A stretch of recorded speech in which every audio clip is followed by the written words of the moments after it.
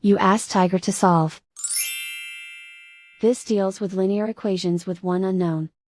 The final result is x equals -1/10. Let's solve it step by step. Simplify the expression. Simplify the arithmetic. Group all constants on the right side of the equation. Subtract 4 from both sides. Simplify the arithmetic.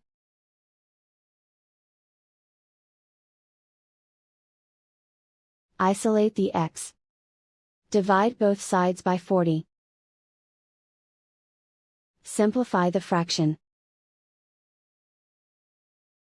Find the greatest common factor of the numerator and denominator.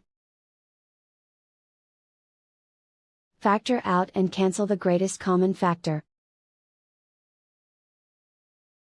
And so the final result is x equals -1/10.